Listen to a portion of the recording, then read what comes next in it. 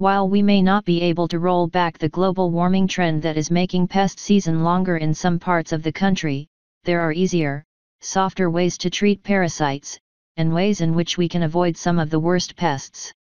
A lot of people are reluctant to use chemical flea treatments because of the possibility of a toxic reaction with the skin. If it isn't safe for my children, how can it be safe for my pet? They ask. Unless it is a full-blown flea infestation, you may have good results by using gentler and safer methods for flea eradication and control. 1. Juice them away. Fleas are known to be repelled by citrus. The juice from a freshly squeezed orange or lemon can be lightly rubbed onto your pet's fur to ward off the buggers.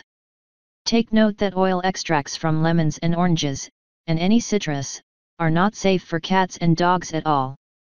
The oil that is extracted from the rind of the citrus fruit contains limonene, an effective insect repellent as well as an all-purpose household cleaner. Limonene is also irritating to the skin, and when ingested, can cause liver damage in cats and dogs.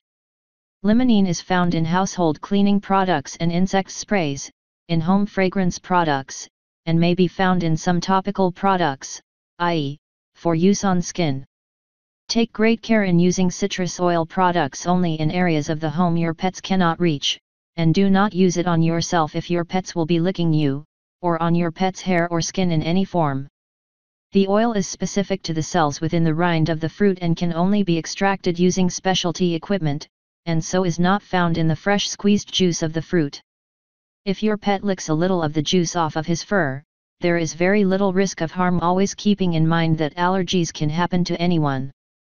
If your pet behaves oddly after using or eating anything different, discontinue its use immediately. 2. Rub a dub tub. Remember the old cartoons where dogs would jump into water to relieve themselves of fleas?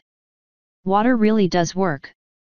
Since fleas do not grasp and hold onto the hair shafts, they fall off in the water and drown. A good dip in a tub of water will wash away most, if not all, of the fleas on your pet. Using a gentle pet shampoo or a little bit of regular dish liquid, along with a thorough brushing, an outdoor brushing is best, will go a long way toward ridding your pet's body of fleas. 3. A clean home is a happy home. Around the house, laundering pet beds and furniture covers, and vacuuming and disinfecting the floors not just around your pet's living spaces but all over will help to control the population of fleas. Just make sure you do not use products with volatile organic compounds. Always dump the bag or canister of the vacuum, since fleas can continue to live inside the container. 4. Flea versus predator. In the yard, you might consider adding a natural predator of fleas. Nematodes are small worms that feed off of flea larvae, and are easy to find at garden stores or pet shops.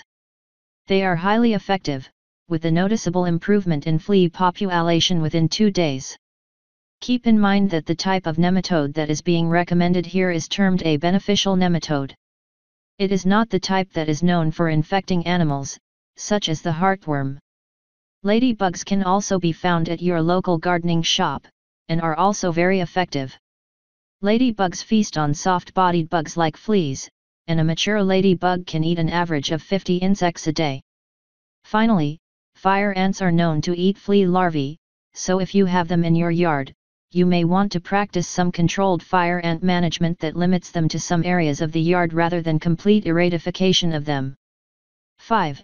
Blades of fury. Ticks hang out in tall grass and use the opportunity to grab onto passers-by when they feel body warmth, which they are very good at doing. If you are going to be spending time in wooded or grassy areas with your dog, you might want to fashion some cover-up clothing for your dog in order to avoid ticks. An old t-shirt can be altered to fit your dog's body, and old socks can be cut to make leg warmers. This may not entirely prevent ticks from making their way onto your dog, but it may work to keep most of them off since they have nothing to latch onto, and will slow the rest down so they do not spend as much time on your dog's skin. The longer ticks stay on the skin, the more likely they are to transmit disease. 6. Essential oils. Because ticks carry dangerous bacteria, repelling them is a priority. One of the natural repellents that a lot of people have success with is rose geranium oil, which can be applied to your dog's collar. Do not use rose geranium oil on your cat, though.